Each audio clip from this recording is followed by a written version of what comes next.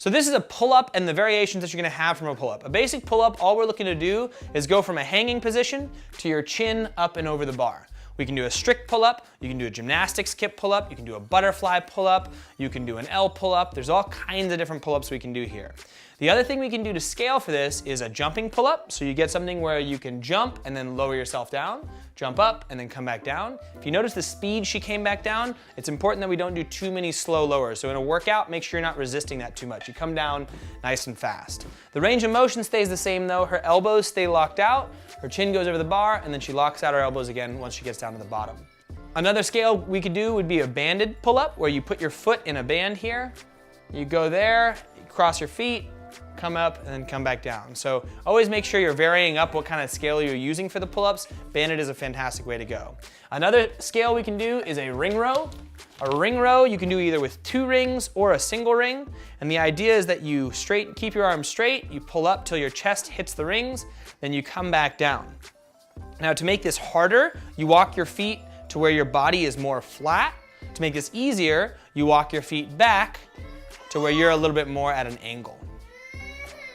So this is a plane crash victim, kind of an insensitive term, but basically you lie on the ground face down, and then you take one leg and you bring it over and try to touch the opposite arm. So in this case, she's got her right leg down and she's reaching across and touching her left hand. Now she's got her left leg reaching across and touching her right foot there. Try to keep your shoulders on the ground, especially the side that you're reaching towards. So as she brings this foot over, she's trying to keep this on the ground and get a bit of a stretch out of the shoulders as well as a stretch through the back. And that is our plane crash victim. So this is a ring row and a couple scales that we can do in as well. Ring row is an awesome movement, but basically you look to get either 1 ring or 2 rings. You lie back to where your arms are straight and your body is nice and straight as well. So this would be a sagging hip. You want your body straight. Then you pull your chest up till it hits the rings, and you come back down. To make this harder, you walk your feet this way. To make it easier, you walk your feet this way. This is a ring row. You can also do a jumping pull-up, which is basically holding onto the bar up there. You jump, pull your chin over, come back down. You can also do an upright row with a set of dumbbells. So if all you had was a set of dumbbells, you could hold it here, keep the shoulder open, upright row, come back down. So you can do it 1 arm, or you can do it 2 arms, or you can alternate, it's up to you. But that's an upright row. And the ring row, and a couple other scales. All right, so this is a dumbbell high pull with 1 arm. So basically you hold it out in front, and you keep the elbow high and outside, and you pull the dumbbell up your body. If she's using a small plate, you can really use anything here that's appropriate for you loading wise. Elbow goes high and outside, shoulder stays open here. We just pull it up the body, come back down. That is a dumbbell high pull. So these are pull-up negatives, ring row negatives, and bent over row negatives. Basically, the negative is resisting the eccentric phase of the movement, so the down, I should say. So on a pull-up, you're gonna jump up and slowly resist the down. These are awesome for strength gains, but we don't wanna do too many of them because they can end up hurting us. So looks like this. You won't really be able to see it, again, because it's out of frame. So you jump up, slowly lower yourself down, bink, till you're locked out. So that's the the pull-up negative. Errol, can I use these real quick? The ring dip negative, we'll unravel these, is you jump up to the top and then slowly lower yourself down. Put your feet on the ground and go from there. And then the bent over row negative is you get the dumbbells, you bend over, you row up, and then slowly resist the down. So pumped. The dumbbell bent over row negative. Those are our negatives. So this is a Cossack squat. You don't have to do it with kids. They were just crying, so we had to hold them.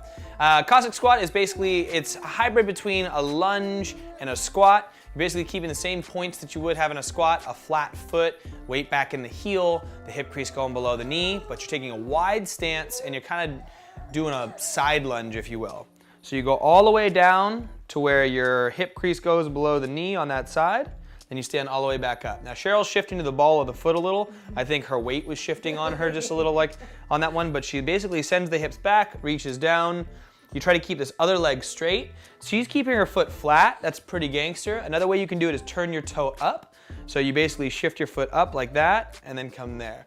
That is a little bit easier on the flexibility, but this is not an easy movement to do, period. So you wanna make sure you take your time with it, try a wider stance than you probably want to go, and make sure as you're going down, your hips are going back. Common thing is to just go up into the ball of the foot and the toe.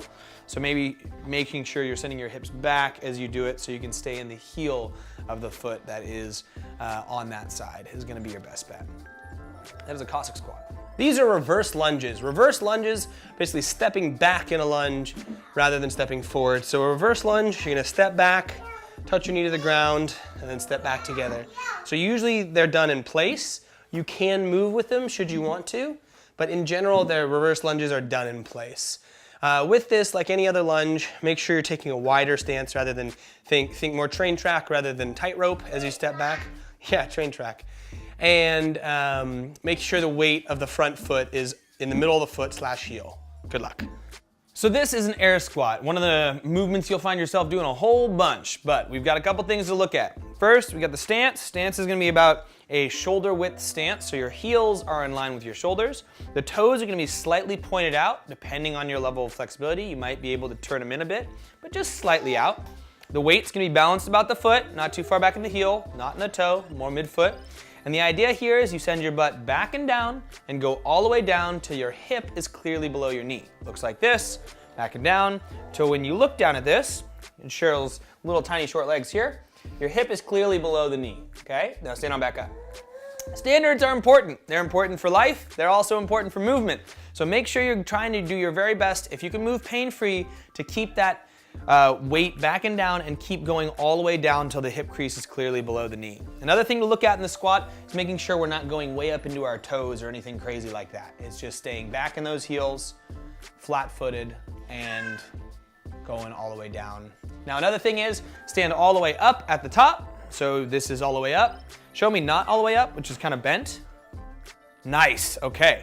That's not all the way up. Try to stand all the way up at the top. If you need to feel what that feels like, just go ahead and squeeze your butt, not with your hand, but with your actual butt muscles, and that'll help you feel that top position.